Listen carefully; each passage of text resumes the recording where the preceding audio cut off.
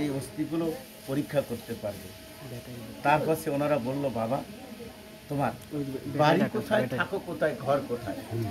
তখন বলল যে বাবা আমি তো এই আশপাশে আনোর গ্রামেই বসবাস করি আর গরু বাছুর চড়াই, আর কেউ যদি কোনোদিন বিপদে পড়ে সেই যদি তোমাদের মতো চোখের জলে আমাকে ডাকে, আমি তৎক্ষণাৎ তার পাশে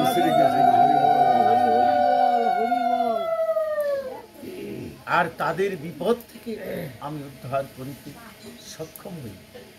ঠিক আছে, যদি তোমরা আরো কোনো বিপদে পড়ো, ঠিক আছে বাবা, আমাদের যদি এরকম কোনো বিপদ আসে তাহলে অবশ্যই আমরা আপনাকে স্মরণ করব।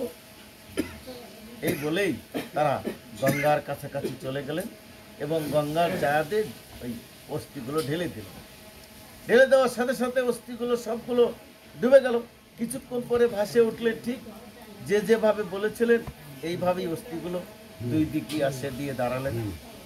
তারা সবগুলো অস্থি তুলে এবার ফল্গুনী নদীতে তারা পিণ্ড দান করলেন। হরে কৃষ্ণ, হরে কৃষ্ণ। শ্রী গুরু নিতাই গৌর সীতা বল হরি। ঠিক এরকম যে কথা শ্রবণ করলে তারা ভারী হয়, তারা ভার, তাই যে শুনিলেই খণ্ডিবে চিত্রের অজ্ঞানাদি দোষ, কৃষ্ণ গার প্রেম হবে পাইবে সন্তোষ। ভগবান শ্রীকৃষ্ণ গীতায় বলছে, নমাং দুষ্কৃতিন মুরা প্রপেদন্তে নরধম মায়া পহিত জনং আসুরং ভাব মাশ্রিত। একটু কাগজ মতো অনেক প্যাকিং দেওয়া আছে। হ্যাঁ হ্যাঁ হ্যাঁ, হয়ে গেছে হয়ে গেছে। যার ভিতরে আসুর ভাব আছে সে কখনোই কৃষ্ণ কথা ভালোবাসিবেন। আসরিক ভাব, আসরিক ভাব হচ্ছে একটা খারাপ ভাবনা।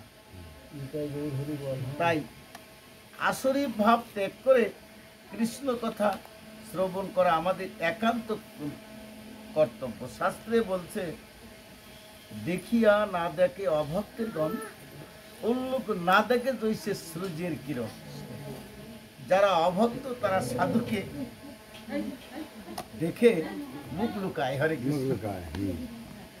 যারা অভক্ত তারা সাধুকে দেখে মুখ লুকায়, কিন্তু যারা ভক্ত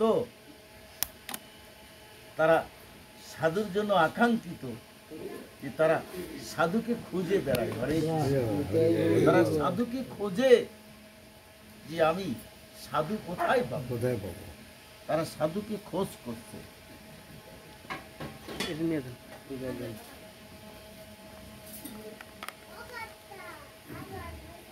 শাস্ত্রটাই দেখি নাকি,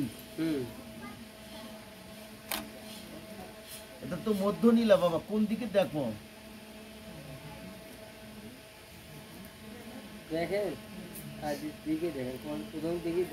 যে অধ্যায়টা পড়লে সবার একটা তৃপ্তি হবে, সেই অধ্যায় জগৎজীবের যাতে মঙ্গল হয়। হ্যাঁ, সবই তো পৃথিবীতে যত শাস্ত্র আছে তার মধ্যে চৈতন্য চরিতামৃততে বেশি রস। সংসারে যত শাস্ত্র আছে চৈতন্য চরিতামৃত সবার নির্যাস করা শাস্ত্র। শাস্ত্রে বলছে, চারি বেদ সরদর্শন করিয়া অধ্যয়ন, যদি সে গৌরাঙ্গ না ভজে, ব্যথা তার অধ্যয়ন লোচন বিহীন জন, দর্পণ তার কিবা কাজে। বেদ বিদ্যা দুই যদি না জানিত, যদি সে গৌরাঙ্গ করিত সার, নয়ন আনন্দ ভরে তাই সে সকলই জানে, সর্বসিদ্ধি করে তলে তার। অবতার সার গোরা অবতার, কেন না চিনিলাম তারে, করি নিরেবাস গেল না পিয়াস, আপন কর্ম ফেরে। সুবাসে রাসে পলাশে সুখলি নাসাই বিন্দিল কীট, একদণ্ড ভেবে কাষ্ট চুষিলি কেমনে বুঝিবে মিট। সোহার বলিয়া গলায় বান্দিলি সমন কিন্নর সাপ, শীতল ভাবিয়া আগুন পাহাইলি পাইলি বজর তাপ। সংসার ভজলি না শুনলি কৃষ্ণ কথা, না করলি সাধু সঙ্গ, না করিলি কৃষ্ণ, না শুনিলি কৃষ্ণ কথা। এই কুল ওই কুল দুই কুল খালি, লোচন বলে খাইলি আমার মাথা। এ সংসারে থেকে সর্বশ্রেষ্ঠ যে অবতার সার হচ্ছে গোরা অবতার। যতগুলো অবতার হয়েছে তার মধ্যে গোরা অবতার শ্রেষ্ঠ অবতার। তাই যে এই গৌরাঙ্গ কথা আমরা যেখান থেকেই বলবো,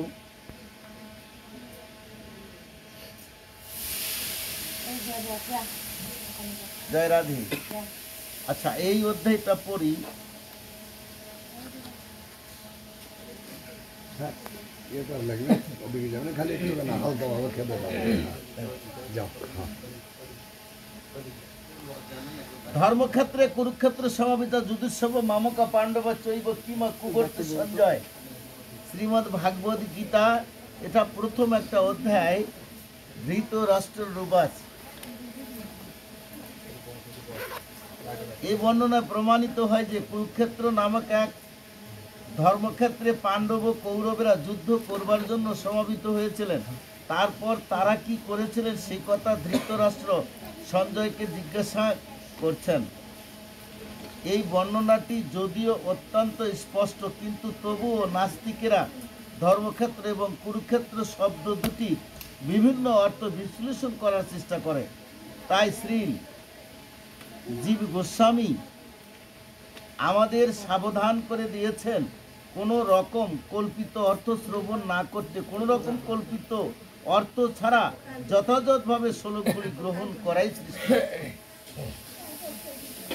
যেগুলো আমাদের ভক্তিশাস্ত্রে যে কথাগুলো বর্ণনা করা হয়েছে, এই কথাগুলোই আমাদের মতো ভক্তকে শ্রবণ করে ভগবান শ্রীকৃষ্ণের ভক্ত হওয়ার জন্য আখ্যায়িত করেছে।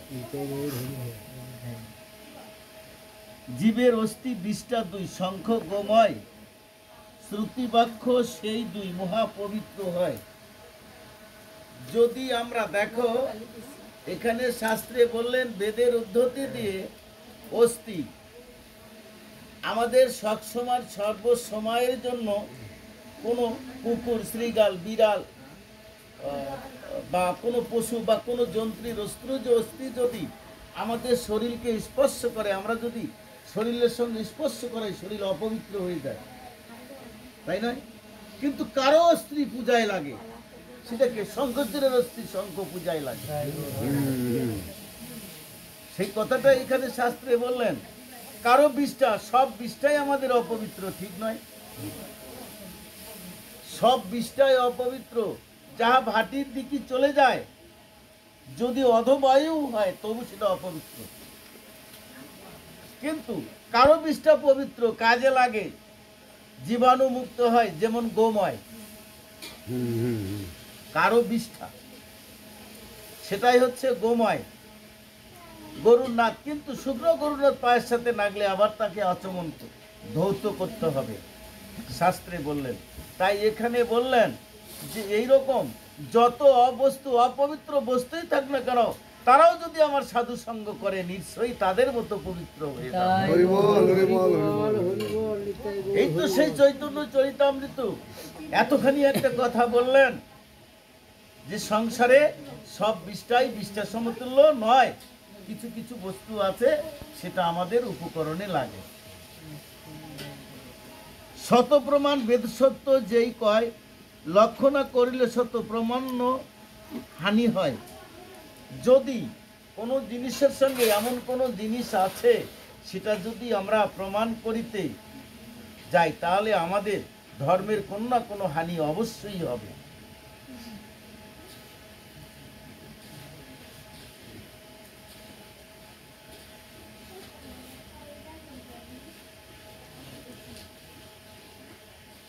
এই যে যদু সামর্থ্য বাচ্য ভাগবতং পঞ্চরাত্রি কম মূল ও রামায়ণং চৈব বেদ ইত্যব শব্দিতা পুরাণানি চ জানিহ বৈষ্ণবানি বিদ বিদু শত প্রমাণং এতেসাং মাত্র কিঞ্চিত বিচার্যতে।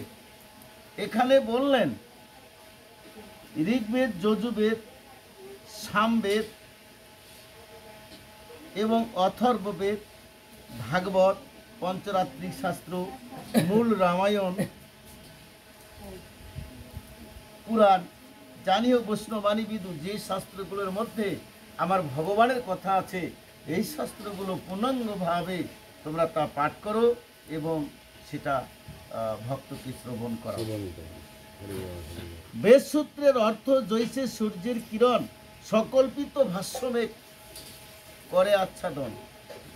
কোনো কারণে যদি সূর্যের কাছে কোনো মেঘ আচ্ছাদিত সূর্যকে করে, কতক্ষণ সেই মেঘটা থাকতে পারে?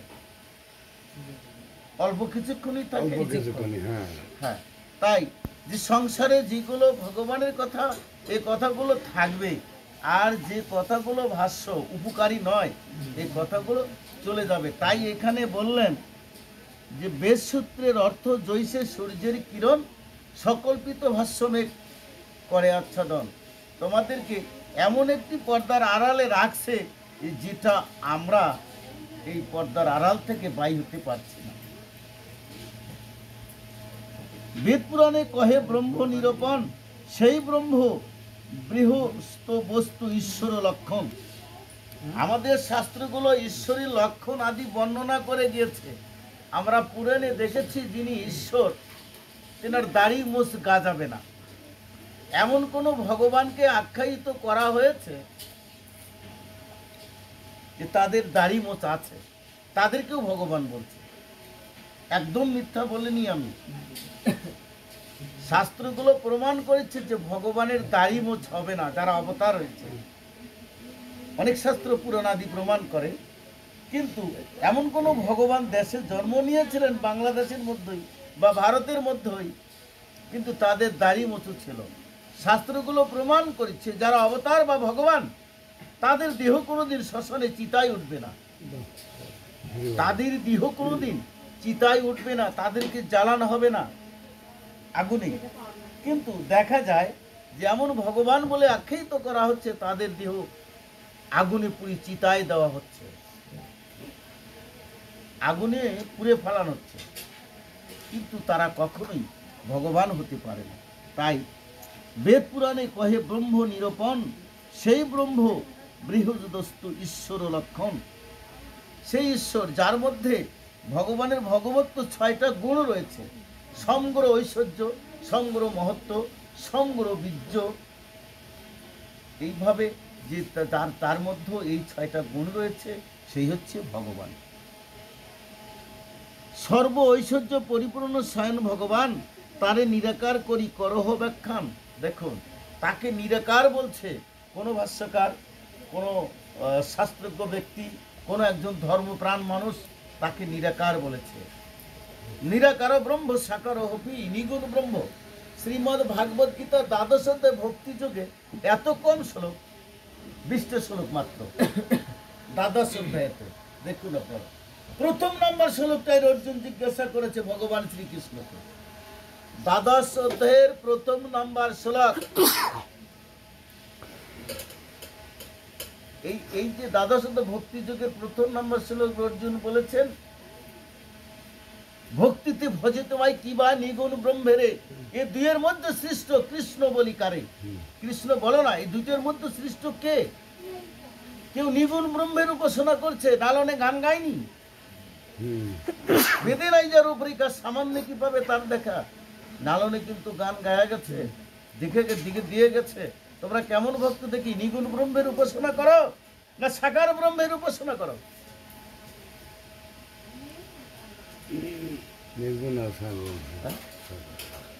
তাহলে যে নিগুণ ব্রহ্মের উপাসনা করছে, প্রথম নাম্বার শ্লোকে এইটা ছিলেন।